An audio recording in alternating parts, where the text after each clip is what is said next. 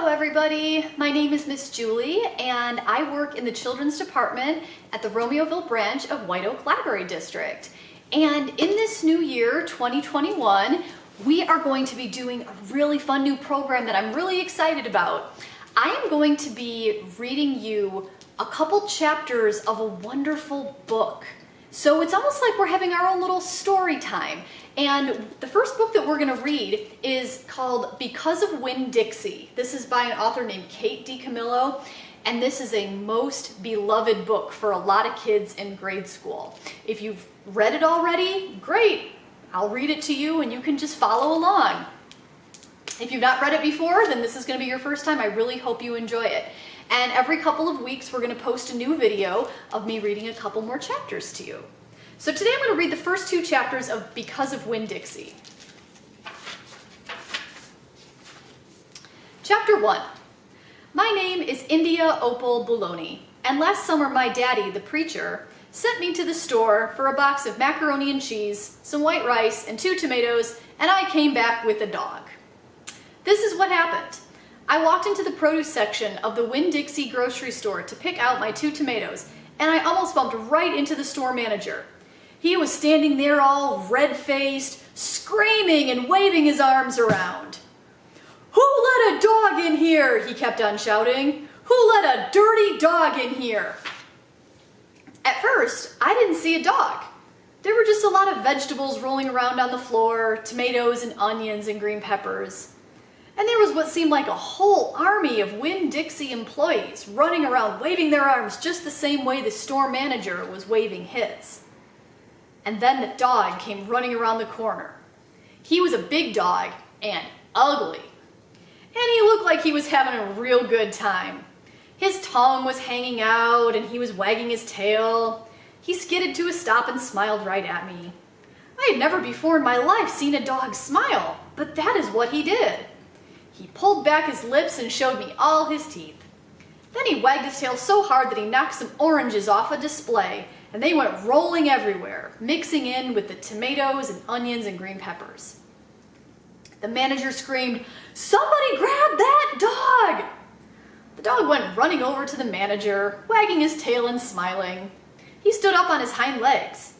You could tell that all he wanted to do was get face to face with the manager and thank him for the good time he was having in the produce department. But somehow he ended up knocking the manager over. And the manager must have been having a bad day, because lying there on the floor, right in front of everybody, he started to cry. The dog leaned over him, real concerned, and licked his face.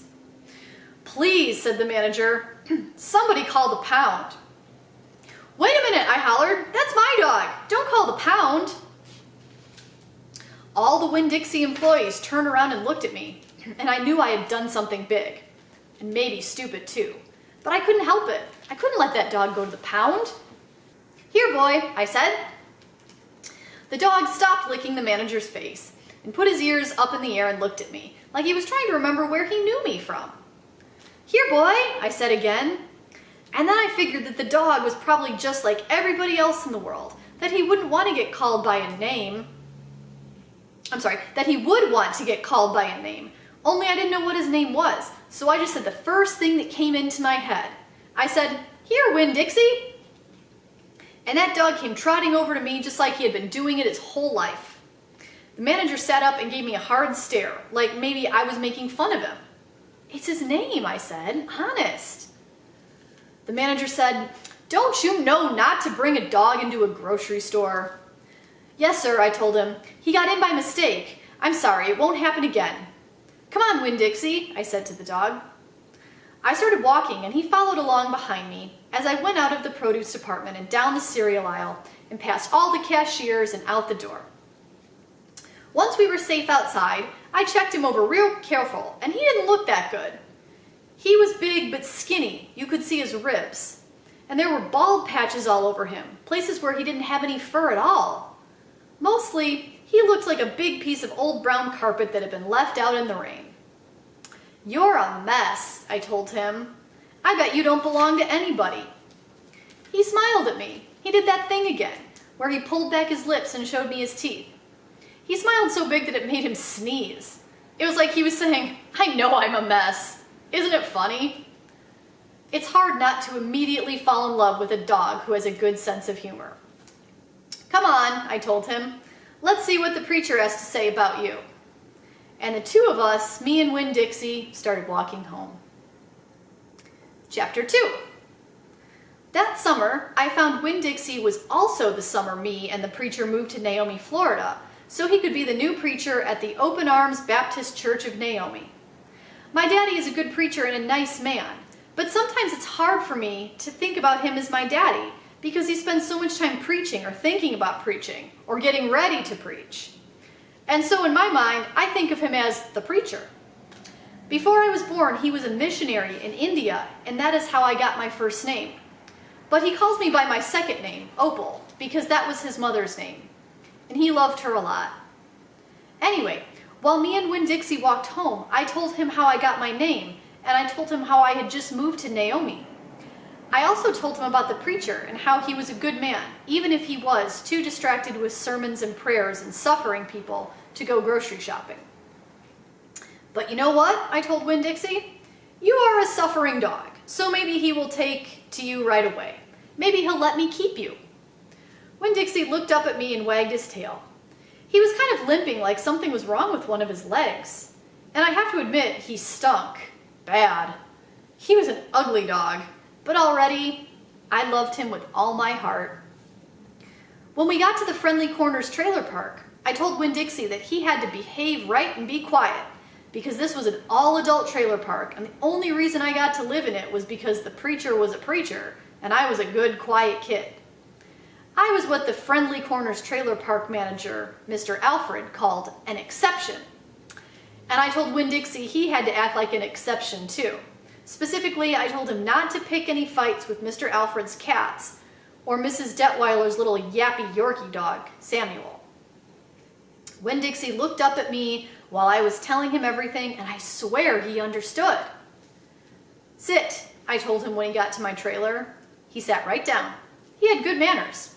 Stay here, I told him. I'll be right back. The preacher was sitting in the living room, working at a little fold-out table. He had papers spread all around him and he was rubbing his nose, which always means he is thinking hard. Daddy, I said. He said back. Daddy, do you know how you always tell me that we should help those less fortunate than ourselves? He said. He rubbed his nose and looked around at his papers. Well, I said, I found a less fortunate at the grocery store. Is that right? He said. Yes, sir, I told him. I stared at the preacher really hard. Sometimes he reminds me of a turtle hiding inside its shell, in there thinking about things and not ever sticking his head out into the world. Daddy, I was wondering, could this less fortunate, could he stay with us for a while? Finally, the preacher looked up at me. Opal, he said, what are you talking about? I found a dog, I told him, and I want to keep him. No dogs, the preacher said. We've talked about this before. You don't need a dog. I know it, I said. I know I don't need a dog, but this dog needs me. Look, I said.